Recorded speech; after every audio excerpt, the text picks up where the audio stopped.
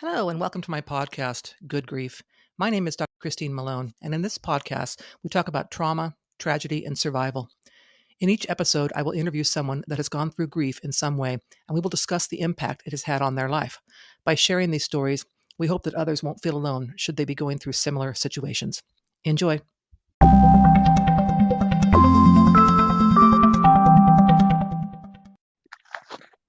Okay, so today my guest is Leela, and she is going to tell us a couple things about herself, and we'll get into our interview. So tell us a couple things about yourself, Leela. Um, my name's Leela.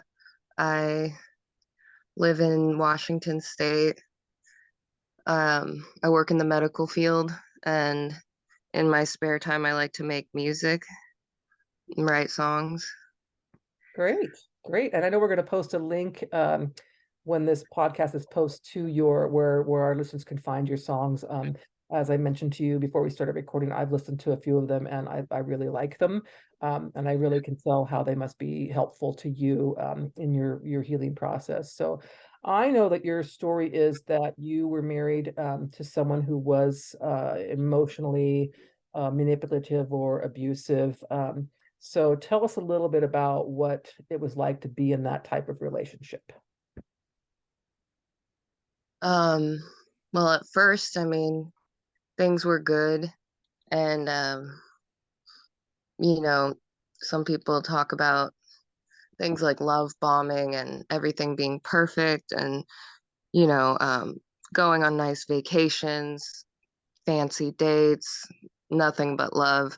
That lasted maybe a year and a half to 2 years. He was also in the military, so periods of kind of being apart and missing each other and all that. Um, but over the years, I don't know, there was just kind of like a lot of manipulation and mind games and things that were pretty painful to deal with. Um, a lot easier to see after he decided to move out one day in the middle of my work day. He decided to get an apartment randomly. It was a lot easier to see all those patterns, I guess, towards the end, but definitely at first everything seemed perfect, like a fairy tale, and Yeah, it yeah, didn't end up that way.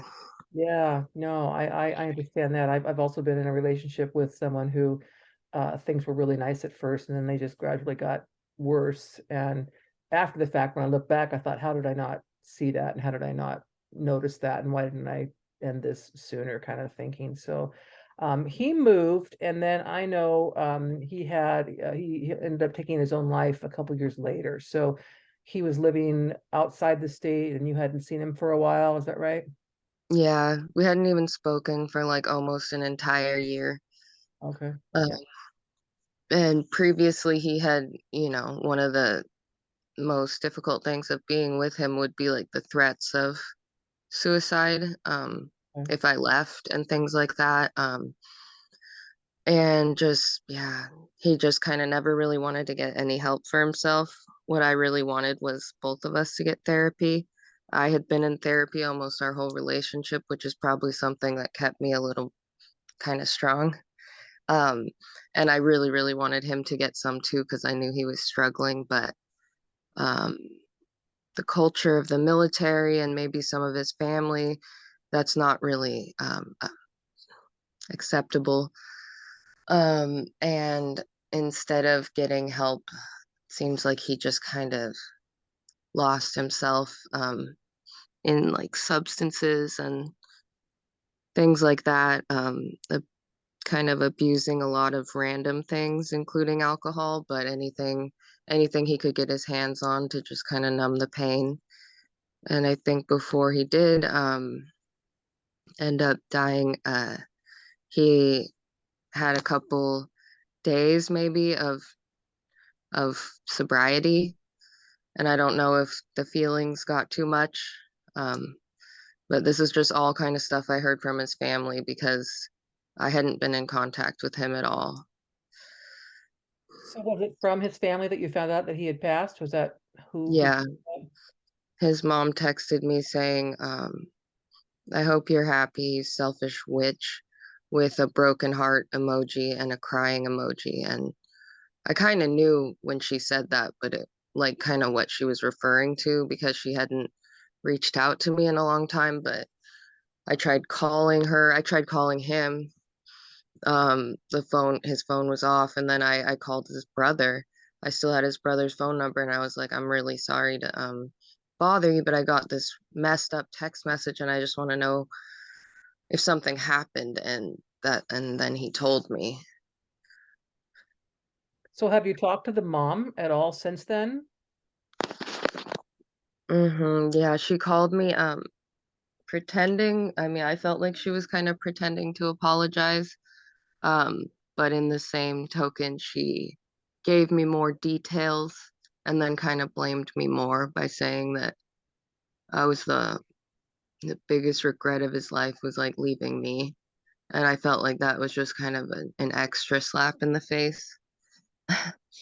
So I don't know. Yeah, she pretended to reach out again to apologize, but I kind of just felt like it was driving the knife in my heart in deeper or something. Yeah. How about the other family members? Like you said, you spoke to the brother. Did they share the same sense that the mom did? No, Okay. everybody kind of knows that she's had her own battle with demons, is maybe the best way to put it. She's extremely religious, and everybody kind of knows like you don't want to take certain things she says to heart, and they don't really share that mindset. They know that what he did was his choice, and it's like his brother said something like it's nobody's fault but his. Um, I do think there's other factors, and after talking to his mom a bit, I kind of noticed some of the ways that she talks to people are maybe all he ever learned as a communication style, and they're kind of abusive patterns, abusive communication styles or something. And so it kind of almost helped me forgive him in a way, just seeing how cruel she could be to me. It's like maybe that's the only way anybody ever talked to him. Yeah. Um, So do you, I mean, so the mom obviously has some issues and so on.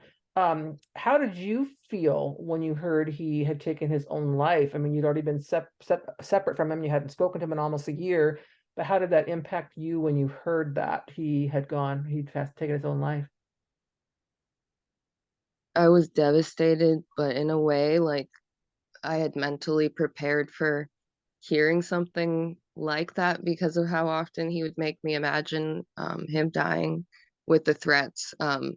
So in a way, it wasn't like a huge shock to where like, oh my God, I never could have thought something like this would ever happen. But it was still like extremely upsetting. And at the time I found out, I was anticipating some other grief because my stepdad got a really bad cancer diagnosis only a month prior. So I was kind of in a state of mourning, um, or like grief, even though my stepdad hadn't died yet, but then he died about 6 days later. And Mm. so that was just kind of a lot of compounding stuff at once. It was like I was already so low down from being stressed out and sad about my stepdad's diagnosis to then get that. And then my stepdad died. It's like my brain didn't really know which thing was Yeah, worse or which thing yeah. to grieve over. I'm curious. I'm not sure just a piece about myself. So when my husband took his own life, he and I were separated at the time. His family did blame me because they thought depression was because of we were separated. Um, so I remember there were people in my life who didn't think that it was okay for me to be grieving because, well, you were separated. So how could you be grieving? So I would imagine, being actually divorced and having not spoken to him, that maybe did you have people around you who thought that wasn't, questioned that, why are you grieving this person? He's not in your life anymore. Did that ever come up? Thankfully, no, not yet. Like I don't like I'm limited on the friends I've really shared all the details with, but I definitely have a weird feeling of like not that I shouldn't be grieving, but like I'm having to grieve somebody that I already mourned the loss of. Um, if Right. that makes sense. Totally makes sense. Yes, because the relationship was the loss. So yes, that makes perfect sense. Um, so I know you, I want to hear about your music, but what other stuff have you done since then that's really helped you to, survive this, come through this, deal with this, um, so that you could be a, healthy human being today? Well, I mean, I did start weekly therapy sessions. Unfortunately, I got an email yesterday that she quit. Um, but I'll be matched again with somebody. So getting back into therapy was a big thing. And then I would say just maybe focusing on work, just getting through the day. I did get a kitten that's kept me pretty busy. Um, so I guess, yeah, just going through the motions, staying in therapy, trying to focus on like radical acceptance and just accepting that things happen and knowing what I can and can't control. Yeah, that's important. So when did you start getting into doing the music? Is that something you've always done, or is it just something you've started in these last couple of years? In the past couple years, actually after he left, I learned I actually had interests that I could explore. I never really thought about them before. I never really thought of what do I want to do or what would make me happy or, what are my interests and talents to explore. I just kind of never thought of that as a thing. And so with the free time and space, one day I was just kind of singing around someone with like a little fake karaoke machine, or not fake, but like a little cheap karaoke machine. And they were like, wow, like that's really good. You should try it like with this rec- digital audio workstation equipment and we can get plugins. And I tried it out and I had a lot of fun. And I remembered how I used to be kind of good at writing when I was younger, something I hadn't even really tried to do other than really sad journal entries, and which is kind of where I started my music, just reading through old really sad journal entries and being like, dang, I kind of had a poetic way of saying that, and then turning it into songs. So like I said, I've listened to a couple of your songs. How do you feel like it? How is it helping you when you're singing your song or recording your songs? Do you feel like it's helping you process? Is it letting you get rid of certain feelings, anger, whatever? How does that work for you? I would say both of those. Writing helps me to reflect, and sometimes just when I used to write those older journal entries, it was just like getting it out of my head because I would have like just these upsetting thoughts bouncing around in my head. And then if I could get them out, I felt like they weren't stuck there in my head.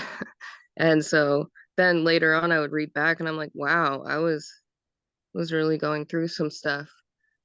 Um so yeah, that and then kind of turning it into something where you can share how you feel without necessarily having to have like gruesome details in conversations or specifics. You can kind of get a message across and then just having like friends and people appreciate it has been a big confidence booster for me. Yeah, yeah, that's great. Well, do you have anything else about this whole situation, survival, anything that you would like our listeners to know about something you might recommend, whether it's in a relationship that seems to be um, pretty negative, and then, obviously dealing with his mom and so on, and then your feelings since then. So if someone else was going through that, what would you offer to them and say, hey, try this, or what do you think about that sort of thing? I would say it's important to keep up on self-care, mental health resources. Reach out to your primary care doctor if you need a referral for mental health, um, like therapy or something, counseling, psychiatry, because it's really important to not let yourself slip into a state of depression that's so low that you don't know what to do, and there's resources out there that can help you. My primary care was able to like put in an urgent referral for therapy, and they called me before I even left the office. Oh, wow. Um, and it still took a little while to get set up, but I just say my biggest advice to all my friends usually is like, don't give up. It's really hard to get started sometimes with mental health stuff and like getting the referral and everybody's booked up, or they don't take your insurance, but you just have to like fake it till you make it, at least as you're getting started. Yeah, just hang in there. Be good to yourself. Be kind. Forgive yourself. Keep make sure that you like. I like the term self-care. Really brings it home. Okay. Well, I don't have any other questions for you, so I want to thank you again so much for agreeing to meet with me on this podcast. Like I said, when we post it, we're going to put a link to your music because I hope our listeners will take a listen to what you've done because I really think it speaks a lot to how you're feeling and how you're processing. So I think it's great. Thank you. All right. Thanks so much. Thank you for listening to this episode of Good Grief. To hear more about my personal story, please pick up a copy of the book, The Spider Killer, a memoir of trauma, tragedy, and survival. You can find the book on Amazon and Kindle.